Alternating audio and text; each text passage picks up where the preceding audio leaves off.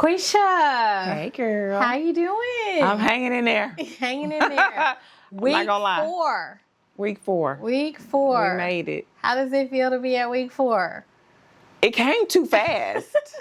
It did. came entirely too fast. It feels like I just left the hospital. Yeah, and it's reminded me of how quick year 1 will be here before I know it. Before you know yeah. it. Yes. Yeah. Well, it's been such a pleasure walking hand in hand with you on this journey and seeing your big healthy baby breastfeeding all successfully. And so I wanted to talk a little bit about your journey, starting off with conceiving with Mr. Chizaram, and just tell us a little bit about that journey, because it's so interesting learning about how you've gone through IVF and all the different things you've gone through, and then how the end result actually came about with this new baby boy. Yeah. So first of all, I want to let the viewers know I'm not a first-time mom. Yes. And I am a woman of a certain age. I will say that as well. Very important. But I experienced something called secondary infertility. Okay. Which means I actually did do a tubal reversal. So we intentionally wanted to get pregnant. I remarried. I do have 2 children, one 23, one 15. Yes. And we got pregnant naturally. And then I experienced a miscarriage at 8 weeks. And then my tubes, and I guess I should have said, well, hopefully people know what a tubal reversal is, but my tubes got blocked again after the tubal reversal. And so if your tubes are blocked or you don't have any tubes, you cannot get pregnant naturally. Do you know what caused the block? Scar tissue. That's what they're saying. And actually, you know, I don't think it was explained to me that well. And you would think as a nurse, I would put 2 and 2 together. But sometimes when we're a patient, it just... And not your area of nursing. Not your area of expertise, right. But that's just one of the side effects, one of the possible side effects of the surgery itself. Okay. Because if you think about having surgery on any part of the body, you may develop scar tissue. Yes.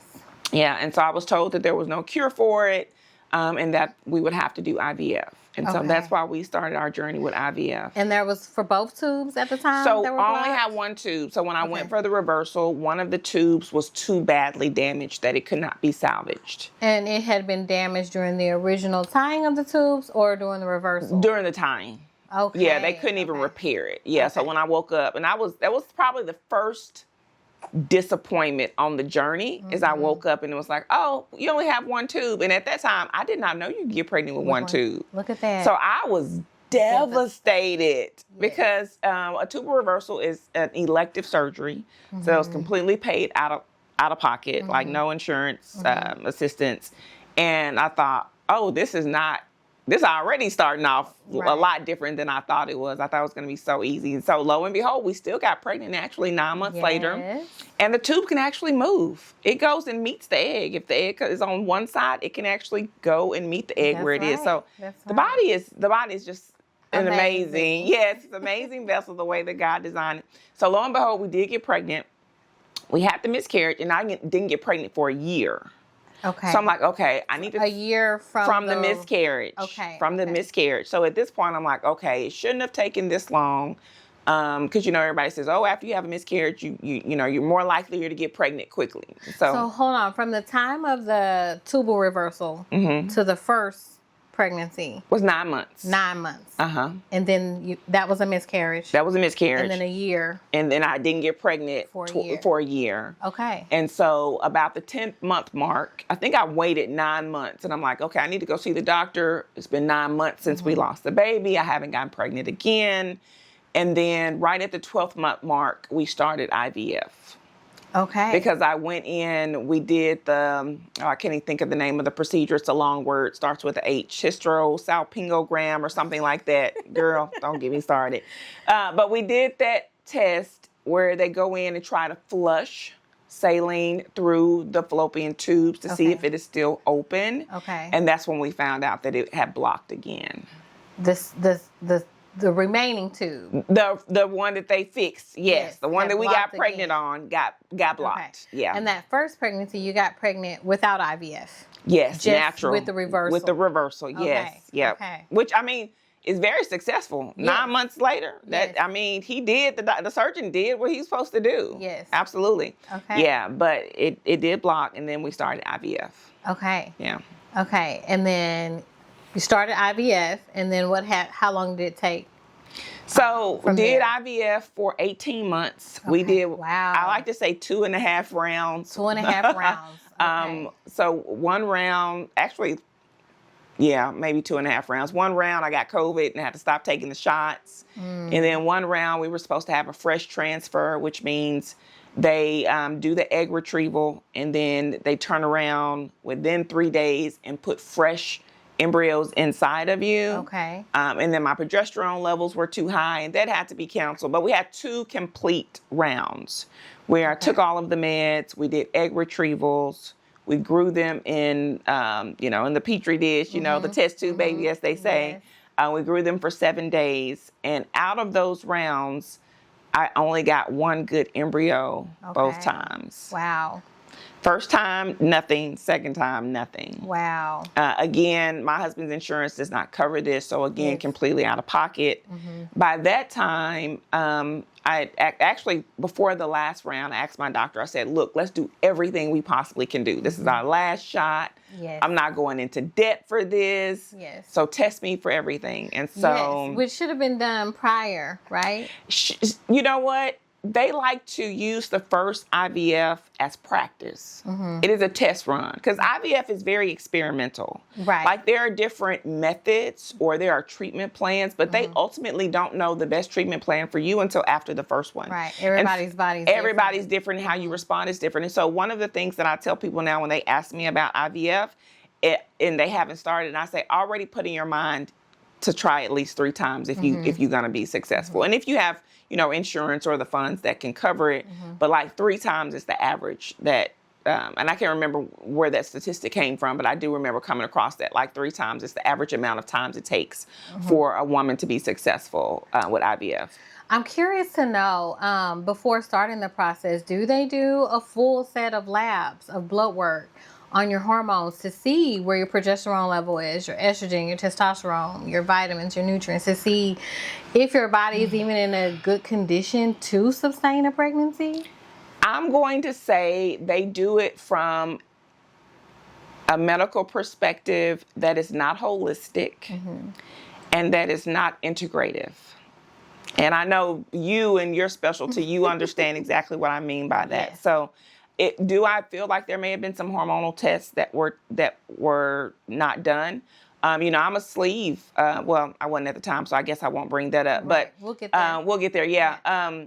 So I think there are some things that could have been recommended or suggested, but again, they want to see if you fail or if I call it shooting darts in the dark. It's like, let's try this first one. If it sticks, great. Whoa, we got pregnant the first time. If it doesn't, then it's like, okay, now let's actually troubleshoot and see what stuck, what didn't stuck. Like for instance, my first retrieval, when we went in and did the ultrasound the day before, I think it was a day or 2 before the retrieval, there were about 12 follicles seen. Follicles are the sacs that hold each egg, right? Because IVF is making your body produce more than 1 egg. Right. And so I was like, man, I'm going to have 12 eggs retrieved tomorrow. Like, this is going to be this is awesome. Right. And when I woke up, again, another disappointment. They retrieved 1 egg and they said all the other follicles were already empty. And so that means the timing, because there's like a 36-hour window from the time you take a trigger shot, is what it's called, to when they actually do the retrieval. And so that means, my doctor said, that means we can't go 36 hours on you because you're premature, you're going to release, your follicles are going to rupture prematurely. Okay. So then the second time we actually ended up doing, I want to say a 30-hour from the time that I did my trigger shot to the time that they did my egg retrieval. Okay. Yeah. So and I didn't realize it was a lot of experimentation. Right. Involved it's in it. Interesting because it's so expensive. And you would think, like, if you're going to go through that process, you want to be set up for the best optimal possibility and outcomes possible. Yeah. So, because I like to do things holistically, I can't help but to think, like, what if we got the full lab work done first to see what things could be out of balance and what things we could start restoring before even testing for IVF to make sure that, or even tracking your cycle and tracking kind of where the hormones are to see when is the best time to retrieve the eggs and stimulate and all of that, because they found out just by experiment that you were going early. But if we had tested that beforehand, we would know that and then know when to grab, do it. Right. So it's just interesting. So before our final, that second full round, I said, look, throw everything at me. I want every test. I want to do everything. So I did, we did another test to make sure my tube was blocked, and it was very painful, mind you, because she was trying to push past it and open it up, and it wouldn't. And then she said she recommended a uterine biopsy. Wow. And so the uterine biopsy, which I don't recommend, by the way, because it's very painful, very short. It doesn't take long. Right. And you're not in pain probably longer than 30 minutes. But that punch biopsy, it's intense. It's intense, yes. And so the results came back saying that I had basically inflammatory markers inside of my uterus. And I asked her, well, what could that be? And she said the most likely case is endometriosis. And I said, well, I don't have endometriosis. I don't have heavy periods. I don't have painful periods. I don't have any of those. And she said, then your diagnosis is going to be silent endometriosis, which I had never heard of at that point. And so my next question was, okay, what is the treatment? And the treatment is chemical menopause. So basically I had to take a monthly hormonal injection to be put in menopause for 3 months before we did our last transfer. And I don't recommend it. Being put in menopause while trying to get pregnant. Yeah, so you kind of put a pause on it, right? So, and it's supposed to calm the uterus, calm the inflammation and all of those things. Did it work in the long run? Maybe, along with a combination of other things. Did it work for my very next cycle? So I did that for 3 months. Month 4, we did our last cycle, and we were not successful. So it may not have worked that soon. So yeah, that was the end of my journey there, because after we were not successful, the recommendation was your AMH is low. I think it's an egg quality issue. My recommendation is for you to use an egg donor to go the IVF route. And I told my husband, well, if we're going to use somebody else's eggs, which I was totally against, I was. Yes. Then understandably so. Then I was like, then my body is not going to be in this process either. And so that's when, fast forward a few months, we ended up pursuing surrogacy with an egg donor. I see. Let me ask you, did you know that there's other ways to test? Because you said you don't recommend the uterine biopsy. Did you know at that time that there's other ways to test the inflammatory markers without doing a uterine biopsy? Not only did I not know, but I'm usually, the nurse brain in us, like we like to research everything and know all the things. Part of reserving my mental health during the process was I could not do that. Yeah. I could not do the research. I could not, to the extent that I could do was join the Facebook groups, and even I would put myself on pause and come out of those or not go in them, or switch the access on Facebook so they wouldn't come up in my feed, to preserve my mental health. Absolutely.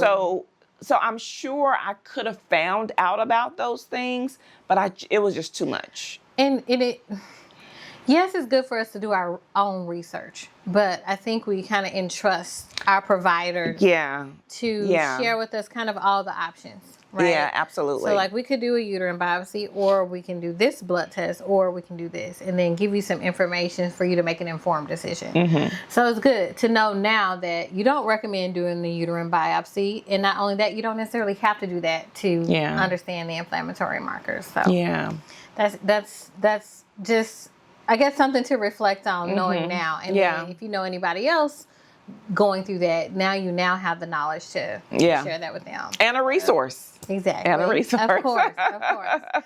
Okay, so from there, you guys were left with the decision of surrogacy. So tell me a little bit more about that. In the U.S., I think I read it would have been anywhere from 80 to 150 to use a surrogate and egg donors. Wow. And 80 to 150,000. Yes. And we had already, when we went into this, said we're not going to go into debt over this. We're not going to get a whole bunch of loans. We're just not going to change our quality of life to try to do this. So it took about 3 months of therapy and other things to work through it. And then when we decided we would pursue it, I knew we were going to go out of the country. So my husband is Nigerian. Yes. He was there. Actually, his mom died, so he was back and forth a couple of times there last year. And so he actually started researching and going to agencies there. So we said, okay, we're going to go in November. We picked out the agency. We had the consultation virtually. And I said, I'm going to go have weight loss surgery. Like, you know, these last 18 months have been hard on my body, gained a lot of weight. My doctor suspects I had an anti-inflammatory response to the hormones, the added hormones that you have to take during the IVF process. Okay. And so I just didn't feel healthy. I just did not feel healthy. And so that process kind of takes a toll on your body. It takes a toll physically, mentally, emotionally, financially, all the leaves. Yes. It is not for... Yeah, it's not something I wish on anybody. I always tell people, if you've gone through it and you got pregnant the first time, consider yourself so blessed, because it is a rarity, one. Yes. And it's just something you don't want to have to go through it unless you just really have to. Absolutely. And so flew to Tijuana, got the sleeve. Hold on. Let's back up a little bit. Let me, because people are like, what is the sleeve? So I had weight loss surgery, bariatric surgery. Let's back up. At some point, you were in Nigeria, right? I got the sleeve in August, and we went to Nigeria in November. Yeah. Okay, I had it mixed up. So you got the sleeve in August. Yeah. Because you had decided, like, okay. I'm done. At that point, we don't want to say giving up, but you had accepted. No, for me, in my body being in this process, I was done. Stick a fork in me. Somebody else having this baby. Yeah. Somebody else eggs anyway. You know, for me, it was adoption in my head is how I had to frame it. And you had accepted that this was just not going to happen for me in my body. Absolutely. Right. Well, they said it wasn't going to happen. Right. That's what they told you. Yeah, right? And you had accepted that.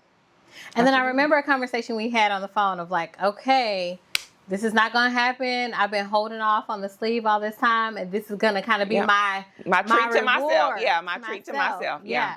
And you went for it. You researched it, found everything, and did my consultation. That's it. Yes. Bought them tickets, and we were Tijuana bound.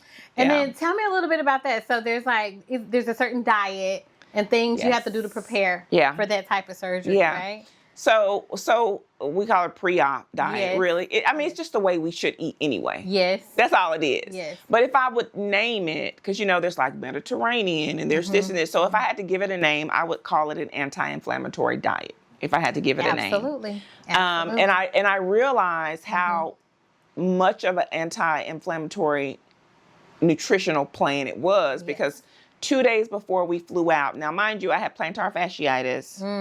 I had arthritis in my knees and my ankles. Had back pain. Sometimes my hands would just ache. So I was just my whole body was inflamed. Right.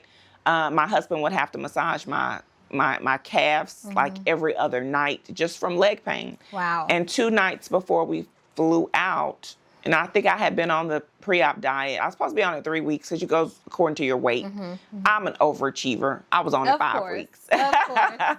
And 5 weeks. 5 weeks, yeah. Now let me ask you this: how did you feel during that time that you were on that diet? After you get past week 3, I felt great. I felt great. I felt like it was doable, partly because my whole house was doing it. So that makes it easier. The support that makes it easier too. And what was I saying? 2 weeks before we flew out, my husband said, "Babe, you haven't asked me to rub your legs. Like, your feet don't hurt." And I was like, "Oh, wait a minute," because I had horrible plantar fasciitis. Like, I was like, I need a disability. Like, I thought if I had to go to work every day, they would have put me on disability. Yeah. And I was like, wow, I haven't even had the surgery. And at that time, I think I'd only lost 15 pounds.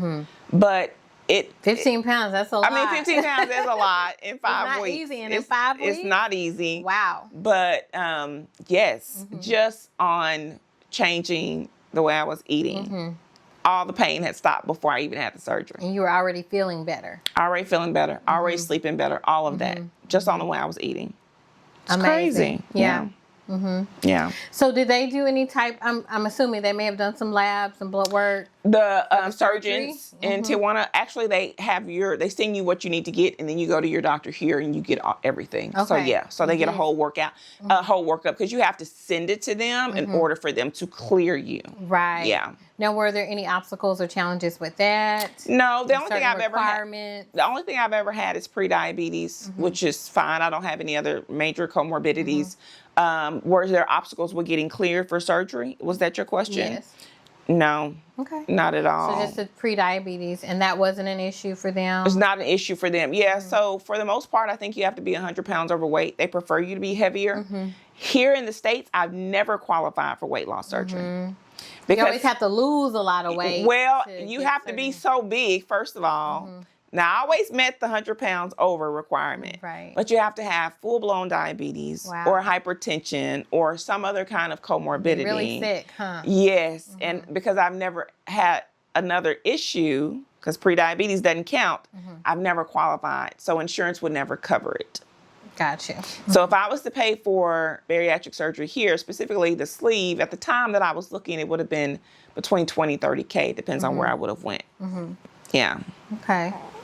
Okay. And so you had your sleeve in August of 2023. No. 2024. 24. Yes. It's just been a year, yeah. I know, just recently. So you had your sleeve then, and then you and hubby ended up in Nigeria in November. And it was kind of around the holiday time. It was. So everybody was kind of under the impression of the holiday support. Yes. Yeah. So we went, we knew, and his family knew that we were going to pick out our egg donor and to start the process. And we did. We vacationed also and had a good time and did all the things and visited family.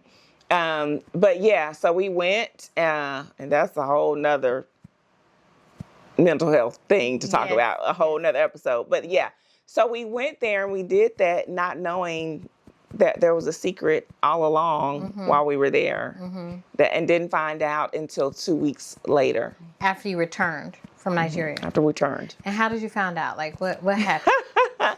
So they told us, because my husband left his sperm sample there. Okay. And they actually retrieved the eggs, and they implanted our embryos in the surrogate before we even left. Wow. So that was pretty quick. It was very quick. Yeah. It was very quick. Don't even that's another topic. Yeah. Let's just say, although people don't talk about fertility that much, it is a booming business. Right. Right. And there are a lot of people, especially Black people, that are doing it. And I would love talking about and not talking about and that's it. why I appreciate you so much for sharing. And not talking about it at all. So anyway, so they said, we'll call you in 2 weeks. We'll let you know. And I was anxious the whole time. I was so anxious, and I was sick, and I was nauseous, and I was jet lagged, of course, because of the time zone. And I was like, I can't get my sleep together. And I just was so unsettled. And just out of the blue, something said, when was your last period? And I'm like, oh, wait, let me get my phone and look at my dates. And I was like, holy crap. So you have been having regular cycles during this time? All my life. Okay. All my life. 28 to 31 days, all my life. And then were you still, so you had your surgery, were you still on any kind of a diet? Oh, absolutely. Diet? Absolutely, yeah. You know. And then you had some supplements. Oh, yeah, still on supplements, right. I had a lot of restrictions of, not able to eat a lot, working out with a trainer 3 days a week. That, yes. I had lost, at the 3-month mark, I was down 50 pounds. Wow. At the 3-month mark. I remember you saying you were considered a fast loser. I was a fast loser, so I slowed myself down intentionally. Yeah. No, I take that back. 50 pounds. Yeah, 50 pounds. And so, I looked at that and I told my husband, I said, my period's 10 days late. Like, that's crazy. Wow, because you had always been regular. I always had been regular, and I couldn't get pregnant, they said. My tube couldn't unblock, is what they said. Wow. That's what they said. And so I said, you know what? They're going to call us and let us know if the surrogate got pregnant. tomorrow. So I'm just going to run up here to CVS and get a pregnancy test, and we'll find out at the same time. Who's pregnant? Who's pregnant? Lord forbid. We also found out that they accidentally implanted 3 embryos into the surrogate. Oh my goodness. Accidentally. Another conversation for another day. Okay. So we got the call about. Supposed to be one at a time. Well, we asked for 2. If we were to have 2 viable, because once they grow, they don't always grow, and all of them are viable. So we said if we have 2 viables, go ahead. We'll have twins. What Nigerian doesn't want twins, right? So as we're both married to Nigerian men. Yes. So we got the call at. I want to say 3 or 4 in the morning. Wow. And because of time difference. Yes. And we got the bad news that the surrogate did not get pregnant. Wow. And my husband was so upset, just so defeated is the word. And he said, another disappointment. Yeah, but his thing was like, more money. Of course. And I was like, well, we might as well just go in here and see if, get double bad news and be done with it. So I literally took the test 5 minutes after we got the call from Nigeria, and it was a dye stealer. Like, the positive came up. Straight positive. And I stood there and looked at it for a while, and then I called him, and you would have thought he's seen a ghost. He just like literally had to sit down on the side of the tub, and he was like, wait a minute. And he didn't believe it for like 3 days. Yeah. It's like, let's go get another one. We ended up going to an outside lab. Over the weekend and confirming, because we just couldn't wait. And then when we got the lab test to confirm, and then I got like progesterone, I got the hormone levels just to make sure like it was really real. Right. And then we end up going to an outside ultrasound, like getting an outside ultrasound. So just to make sure it wasn't in the tube, it was in the right place. So once we got there, we were like, holy crap, I'm really pregnant. And I was 42 then. Yeah. 42. Look at that. There's so many women right now in their 40s who have never conceived and are trying to conceive for the first time. Wow. Many of them get discouraged simply because of their age. So this is just so inspiring for women. Although this is your third, you're still able to conceive in your 40s. Oh, don't say that after having a baby. I don't want to hear that I'm still able right now. I would like to sleep right now. Right. Absolutely.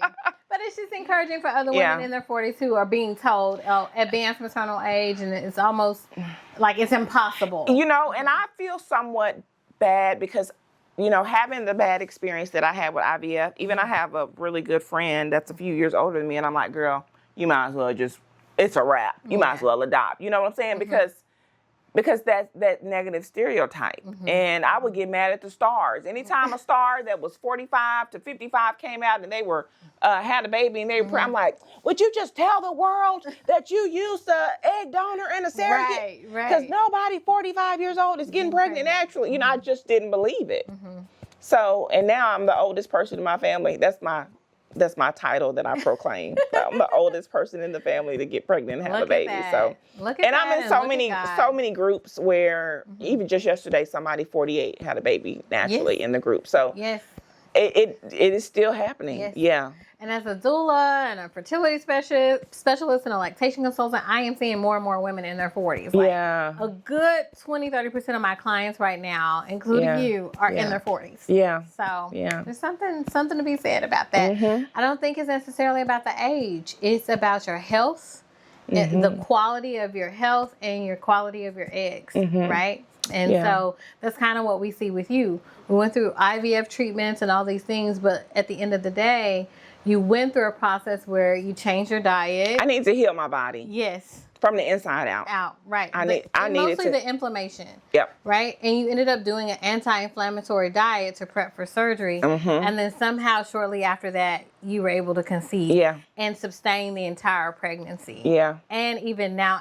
able to offer your baby breast milk. Yeah. Just amazing. It's just about being healthy. Yeah. Okay, I'm gonna let you get comfortable since you burped. I heard you burp. Okay, so from there, you guys found out that you were pregnant, and then what were your next steps from there? Oh, it's all a blur now. What were our next steps from there? even though I was really sick the first trimester with So you nausea. had some morning sickness. Oh, girl, morning. You really felt pregnant. Yeah, I felt really pregnant. The fatigue, I would say at this age, is probably the biggest thing. Yes. And then I had that morning sickness where you don't throw up, which is the worst. Yes. Because if you throw up, at least you just get it over with. Yeah, I just had that nausea all day. And had a great second trimester, boost of energy. I was like, this is wonderful. I was doing walking every day and going to the pool, doing water aerobics 3 times a week, and just doing all the things. And then, third trimester, I just tanked. So you were saying that at the third trimester, energy went down, everything just went down. And I had to see a cardiologist. I had a pre-existing condition, neurocardiogenic syncope, which causes me to pass out and things like that. Pregnancy is a trigger. Yes. And so all the extra pressure. All the extra pressure and fluid and things like that. And so it caused me to basically be on bed rest most of the time. Okay. The doctor didn't put me on it because I'm self-employed. So she was like, work when you want to work. Don't work when you don't want to work, you know. Yeah. But, even when I think about the fact that I, was, sick, quote unquote sick, even though people say pregnancy is not a sickness, but yes, it is, honey. I believe it's not, but that's okay. Well, them symptoms be making you feel sick, honey. But even though I was sick, first trimester and the third trimester, I still felt healthier in a lot of ways than I did when I was 20 and when I was 28 with my other two. So going back to the age, not really, being the main focus, but the health. You know what? I think I made better decisions. I could afford to eat better, right? But I also could afford to do all of the things as far as lifestyle management that I couldn't necessarily do when I was younger. So I saw a chiropractor. Yes, basically, which is highly recommended. Basically, I think I saw her every 2 weeks the entire pregnancy, and I still see her now. Great. I did the water aerobics. I did the walking, probably not every day, but as much as I could. I still do my morning walks just as much as I can now. So there were things that I participated in that I think, one, because I work from home, I'm self-employed, I can kind of control my schedule. I'm in a better financial situation. I understand the importance, so I can prioritize my health more. Yes. So I think there was a combination of things that made me being pregnant at 42 easier and healthier than when I was younger. Very interesting.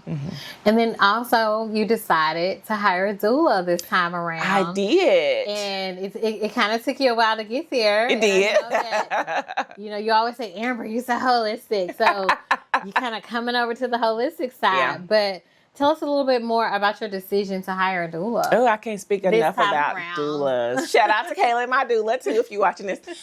So I felt like I didn't have a doula my first time. I didn't have a doula my second time. What do I need a doula for? If it was not for my husband, I still probably would not. I'm going to be very honest with you.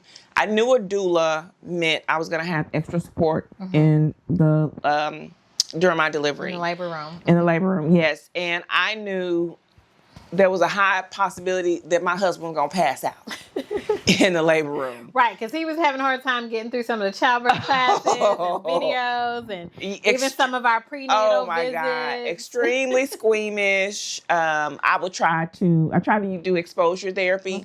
Like I would send him all the videos of people giving birth, or even babies like blowing out, Yeah. And I tried to just kind of mentally prepare him, and it was causing more anxiety. And instead of him being more receptive to it, he was pushing even further away from it. And I was like, okay, he's probably not even going to be any kind of support, which I was surprised he was. Yes. But that, if I'm honest, that is the main reason why I hired a doula, because I'm like, okay, this man is going to be in a bed beside me. And every time we would go to the doctor, he would say, but somebody's going to be there, right, if I pass out, because I'm probably going to pass out. Like he even thought. Yes. So that was my main reason for hiring a doula. But what I can say is I think doulas, one, should be covered by insurance.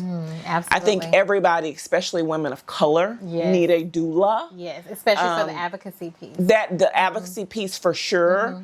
The support and the education. There are things that even though I was pregnant for the third time, did not know. Yes. Until we had gone through some of the education sessions with my doula that I know now. So I think I was just better educated this time. Even my insurance company, you know, my nurse with the insurance company calls every month. You know, she called last week to check on me. Just the education throughout the whole process has been better than has been. And then, of course, having you as a resource with all the stuff and all the apps and tools. And I mean, you know everything when it comes to, you know, women and babies and stuff like that. So I love night and day. Yes, night and day difference with the support. I love how you took the time to interview different doulas. Yeah. I know we talked about me being your doula, but we decided like... You decided. No, you decided. And I wanted to be there more for you as a friend. Yeah. And I do think that worked out for both of us in the end. But I gave you some doula recommendations, and then you found some on your own. And I love how you took the time to, I think you interviewed at least six. I interviewed 6 of them. And I think a lot of women don't do that. They may get a referral from a friend and say, oh, I'm just going to use this person, you know. But it's good to interview. I think 6 is a good amount to see who you connect with the most, who's more in alignment with you, make sure your partner is comfortable with that person. Yeah. So I love that you took the time to do that and found someone that really connected with you, and y'all had a great connection throughout the process, even being from the same hometown. From the same state. Yeah, absolutely. Yeah. That was very enlightening. I love that you asked me about that, and I should probably write about that too. It's just the CEO in me, you know, the entrepreneur in me. Whenever I'm hiring people, I have, you know, job description and I have scripted questions. I want it to be fair. And so everybody, I went through everybody's social media accounts. I looked at everybody's referrals and reviews and testimonials. If they didn't have them, I asked them, do you have any testimonials from clients that you worked with before? I knew I wanted someone that didn't have just like 3 births under their belt or 5 births under their belt. You know, they didn't have to be like Kaylin having 100 plus births under their belt, but I wanted someone, they had to have more experience than I had babies, basically, something like that. And so they all got the same scripted questions, and more than that, I had to make sure that we just judged. And I have read some stories inside of the Facebook groups that I'm in where it's like, I'm just not feeling my doula. Like we just don't, and it's because they got the first one that they got referred. They didn't go through that selective process. And I really thought about it. I looked at my notes. I compared them. I talked to you about some of them. I even was talking about their websites and their business and their processes and things. You was critiquing everything.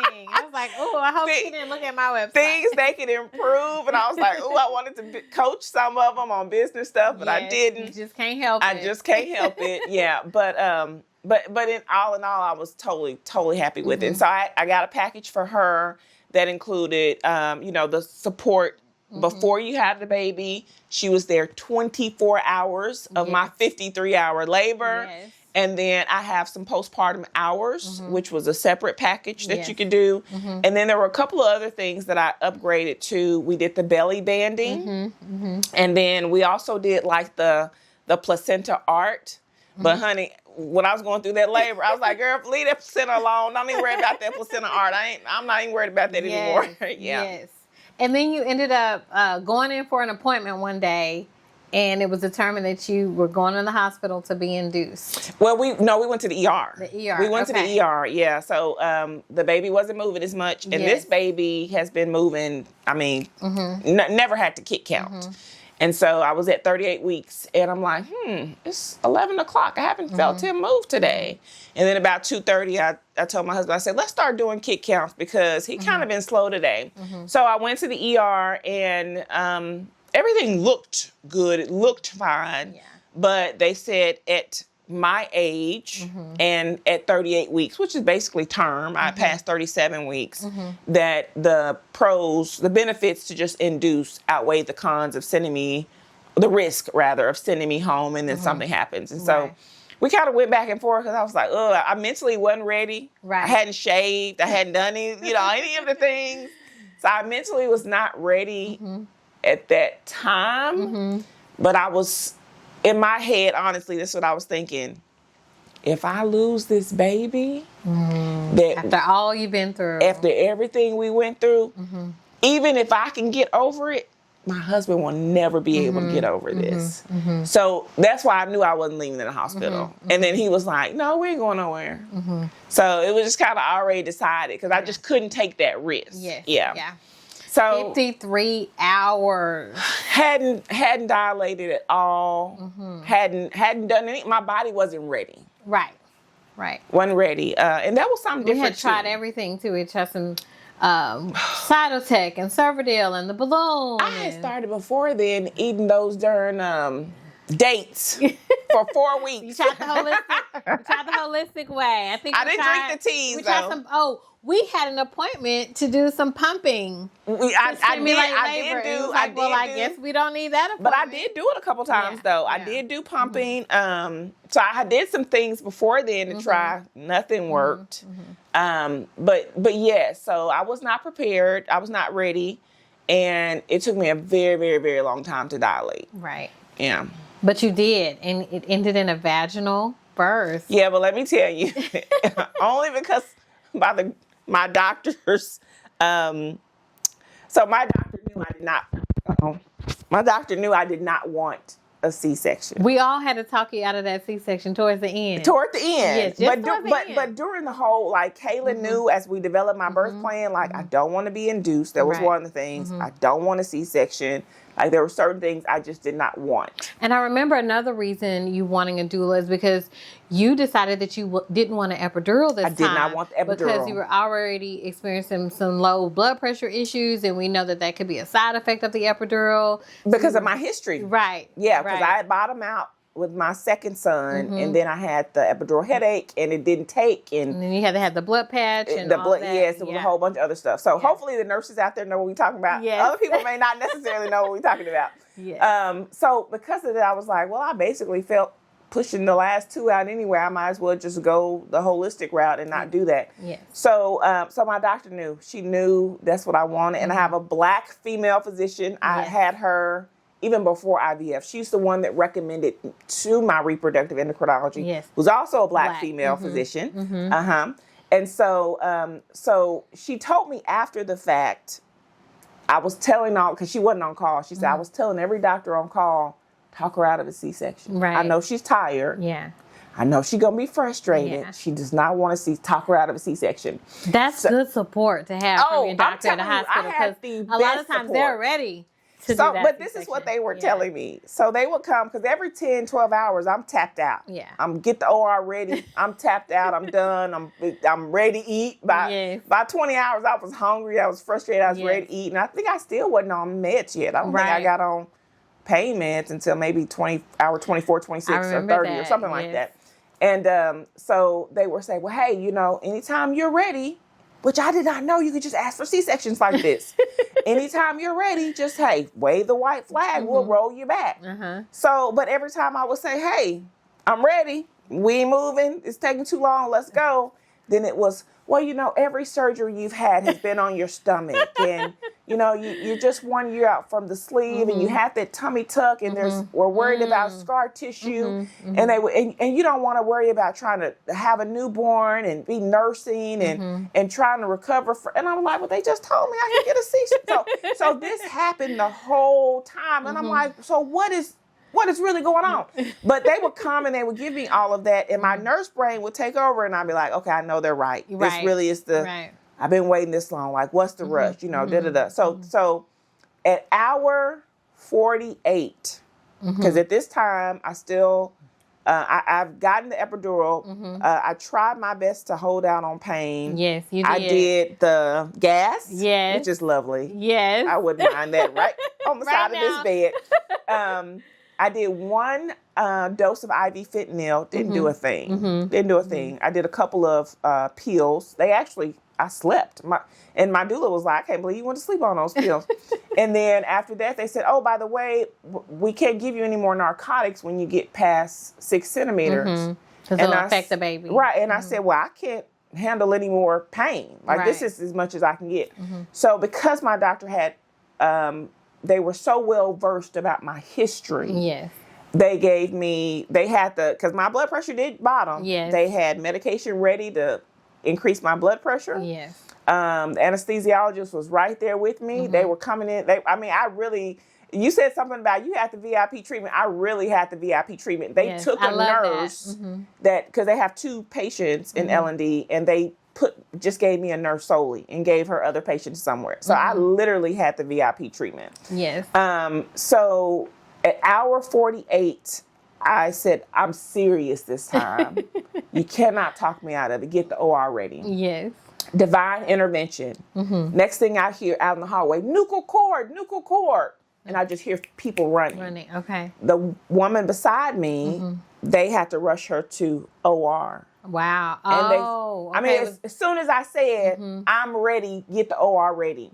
So the delay now is, okay, fine. Somebody else is in We'll the give OR. it to you, but now the doctors and anesthesiologists have to do this emergency C-section. So 90 minutes later, they come and say, hey, we getting ready, we wrapping up, we're going to wheel you in. And my husband says, I bet if they check you, you probably ready to go. Look at that. And the nurse is like, oh, we'll check you one more time before we wheel you back. And as soon as they check me, my doula's like, oh, he's got a head full of hair. Wow. And I ended up not going. And I remember one of the residents calls the doctor and says, you're not going to make it. The baby's crowning right now. Yes. And so the doctor gave him the go ahead and they said, push. And I said, ugh. And he literally just slid out. And I'm like, thank God. After 53 hours, at least something came easy. Yes. But one thing I will say about having a smaller baby, he was 6'10", and my babies were 7'15", both of them. Okay. Is I had no rips, no tears. I had no hemorrhoid issues. Look at that. I had no issues that would require me to put ice in my underwear. You know what? I think you deserve that after all you've been through. I know. So, and I always did. I got cut with my first son. I ripped naturally with my second son. But and then I had horrible hemorrhoids, right? But this time I had no issues down there at all. And I was like, oh, thank God. Yeah. Awesome. Yeah. Lovely story. It's a crazy ride. Yeah. Thank you so much for sharing. So we've kind of gone through the beginning with fertility and then pregnancy, labor, birth, having a doula. Now tell me a little bit about the breastfeeding experience with this little one. So the sweetest thing is, I think you sent a video and I came across something called the breast crawl. Yes. I could not get enough of watching the breast crawl videos. So for those of you all that don't know, during the golden hour, the first hour when you have a baby, if you put the baby on your chest, you don't even have to put them on a breast. They just automatically, find their way, instinctively find their way to your breast. And I also watched a couple of other webinars through our insurance company that showed that. And I thought, that is the most beautiful thing. That is the sweetest thing. Sweet. Yes. I never did the golden hour with my other two. Didn't even know anything about the golden hour. Just heard about it recently. And so I was very adamant on that. So we did that, and he instinctively, after he sucked his thumb for about 10 good minutes, because he's on every ultrasound, he was sucking something, and he just loves to suck something. And so he did the golden hour. I don't think I produced anything. If I did, I couldn't see it. But I mean, we had that time to bond. And then I continued to put him to breast in the hospital when I got moved up to my room, but I didn't see a lactation consultant. The nurses were helpful. Yes. But they're not lactation consultants. Right? Which are experts, as you know, in it. And so I kept saying, I would ask the nurse, well, when am I going to see the lactation consultant? Oh, you'll see him tomorrow. Okay, then the next morning, when am I going to see the lactation consultant? Oh, you'll see them before you're discharged. Yeah, there's a little bit of a gap. It's a big gap. Yeah. So the hospital where I had my son, you see the lactation consultant before you discharge. Well, it was almost 48 hours. And I'm struggling because I'm not putting out nothing over here. I'm not good at hand expressing. And until you told me to tell a nurse to show you how to use the pump in the room. Yes. The pump was just sitting over in the corner with the trash bag over it. Wow. Like, I didn't even know it was something I could just get and use. And remember, that was my first experience. Yes. It's like they gave me a pump and really didn't tell me how to use it or explain it or something like that. So I did. I had the nurse show me how to use it. I used it, really didn't put anything out. And I remember feeling like a failure almost instantly. Wow. Just like those thoughts from the first time, like, oh, God, here we go again. Even though I've watched all the videos, I know this is going to happen. And by the second night, he was so hungry. And I was not putting out anything. And this sweet nurse, she's like, let's just give him a bottle of donated breast milk. And I'm just going to keep it real. I said, I don't know who. I don't want my baby drinking some white woman milk. That's what my niece said. I've never felt good about donated milk. I just didn't know about the process. I didn't know how they pasteurize. No one had educated Nobody had educated me on it. But when you go through, first of all, I went through 53 hours of labor. It's been like 2 days since I had ate. I was delirious. Like, I didn't know my own name. Not joking. You remember that. Yes. I literally did not know my own name. And the lab lady was like, I'll come back when you can identify yourself. And I was just so sleep deprived. We were just so out of it. And I said, okay, just go ahead and get it. And so he made it off of donated breast milk. And that's what we left the hospital with too. Yes. Yeah. And we did that for a whole week. Yep. Yeah. And then you started pumping and your milk started coming in. Slowly. I'm still not a super producer, right? I still don't even to this day produce enough to meet his demands. Right. So I'm not solely or exclusively breastfeeding. Right. But there is a connection between women who struggle with fertility and low supply. Yeah, I did not know that. Yeah. And those two kind of go together because it's usually hormonally based.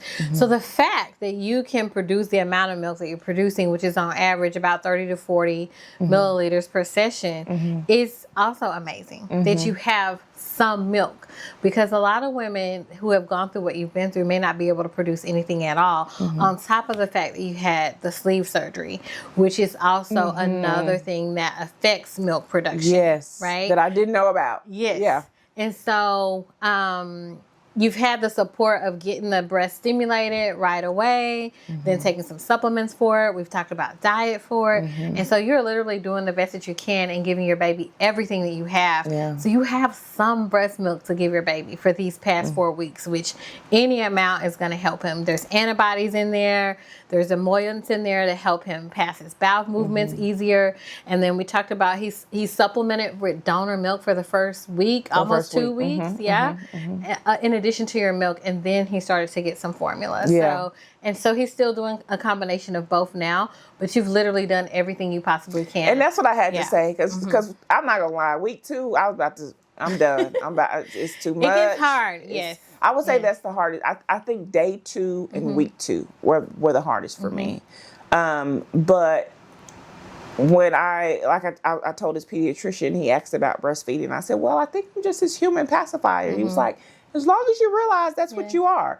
And so now I like to say, we bottle feed and I supplement with breast milk, which is fine. I put breast milk on his baby acne that he has now. He had, I think week 2, he had a little diaper rash. I put the breast milk on there too. So I'm topping him off in between feeds, especially if he's fussy or just wants to kind of be clingy and be held at nighttime when he's fighting his sleep. And you're doing a lot of breastfeeding.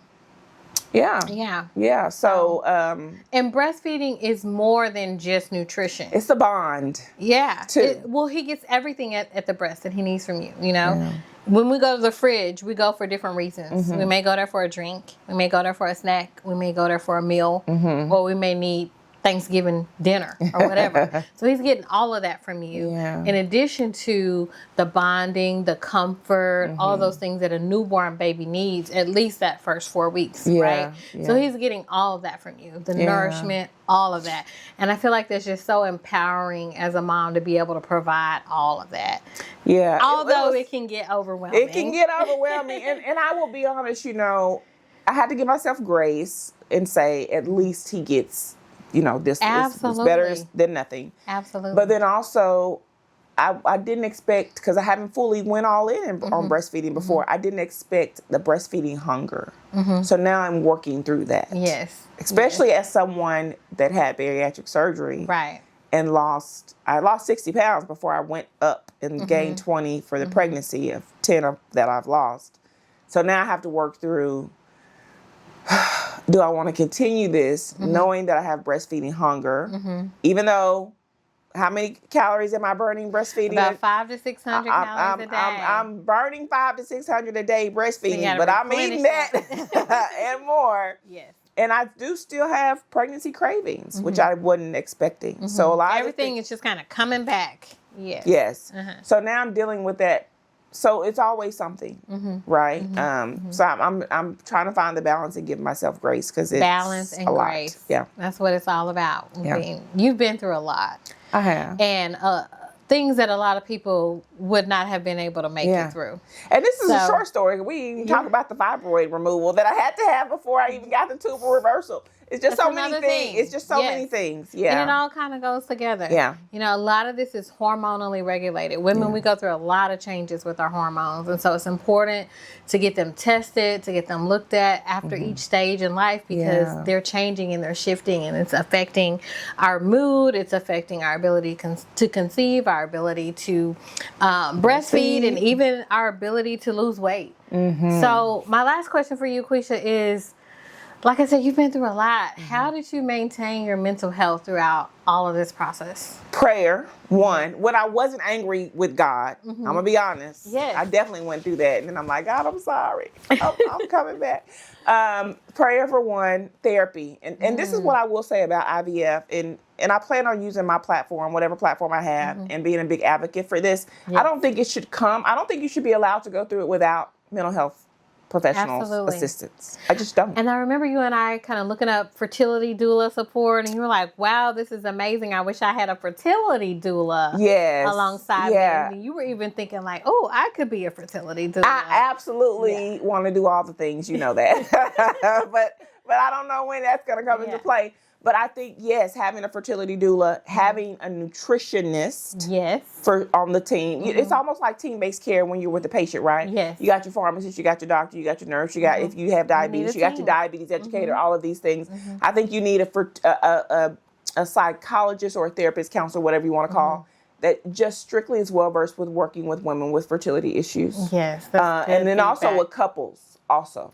Because it impacts your relationship. It impacts the relationship because when the doctor said, hey, you need to get an egg donor, I was ready to call it quits. I told my husband, hey, you still young. Go get somebody that can give you a baby. I remember you saying that. He was like, I'm not having it. Like, but I think I'm going to divorce my husband. And I was serious. And we had and I called his dad and told, I had conversations about it. Yeah. And I was dead serious. It wasn't until I talked to our son, my 15-year-old, he was like, no, if y'all want a baby that bad, just go adopt one. Yeah. And the way the kids say things, it's just so like... matter of fact. So matter of fact. Practical. So practical, right? But anyway, so I think they should have somebody that can help you as a couple as well. And then we talked about fertility doula. I said nutritionist. I think at least those three things. You had a lot of support this time. You had a lot of good friends. I guess I did. You had a good medical team. Had a good medical team. And it kind of had a nice mixture of medical and holistic. Yeah. And so I love that it doesn't have to be either or. It really, and I think sometimes we think that way. Yeah. Like, am I going to see a fertility doctor or am I going to see someone holistic? Yeah. Am I going to have a doula or am I going to have a doctor? Yeah. You did it all. And it worked together to have these things alongside each other, parallel, and working together for the ultimate outcome. Yeah, I guess you're right because I did acupuncture when I was going through IVF. Yes. I did some other kind of holistic things that I didn't even think about. I think the holistic things that you did definitely played a role in your experience and the outcomes. Ooh, because maybe you're I know women who have gone through your similar journey, but without the holistic piece and had different outcomes. Yeah, maybe you're right. I didn't think about that. Yeah. Yeah, I think as I'm getting older and I think more educated, you realize some of those kind of back to our roots almost. Yes. Practices. I'm all about that. Yes. Some of those practices that great grandma used to recommend and say and do and drink this or eat this or do that. And especially with us being married to Nigerian men. Yes. You see that, like my husband makes all these teas and herbs and I think a lot of that is like, maybe there was something to this. Yes. Yeah. And I think for me, when I went through nursing school, I kind of you push that to the side because you're taught something different. Absolutely, and you lead with a scientific mind. But and I think we've gotten away from our roots, especially as Black women. Yeah. Some of these medical things just may not work on our bodies. Yeah, because they haven't been tested on us. Even though we are African American with roots in Africa, our DNA is the same. That's true. You know, you and I have both done the DNA test, seeing that our DNA is showing up in Nigeria. Yeah. So there's still certain things that our blood needs and our body needs that comes from those and that ancestral wisdom and roots. Which is why more Black people need to be in research trials and studies. I think I will also say this, and I'm so glad that I'm grateful for this interview, but I think that we have to be better. Black people, at talking about these things. Yeah. Talking about research and clinical trials and infertility and mental health and a lot of things that are taboo or that have a stigma or negative connotation to them, because that's the only way we're going to be able to learn and improve our health and improve our community. Yes. You know, there's still a bit of a medical distrust, a lot, with us. And so we just kind of have to overcome some of that, start researching for ourselves. And the main thing that I'm trying to promote is that we have to heal ourselves. Be your own healer. You have to heal yourself, like you said, from within. Yeah. Because I have so many women are like, my doctor did this, my nurse did this. They said this was normal. I had all these labs done. I had this done, but I don't feel good. And they've gone from doctor to person, and they're still having the same symptoms. So until you take your health in your own hands and do the research, look at what needs to be done, reach out to people who are like-minded and work on healing yourself from the inside out. And I feel like you've experienced some of that along this journey. I'm not there. It's a continuous journey, right? You just continue to learn and do as best as you can. But it's definitely life-changing. Well, thank you so much, Quisha, for sharing your journey with us. This is going to be so inspiring for so many women who are going through, gone through, and will be going through what you've been through. Excellent. So, thank you. Thanks, lady.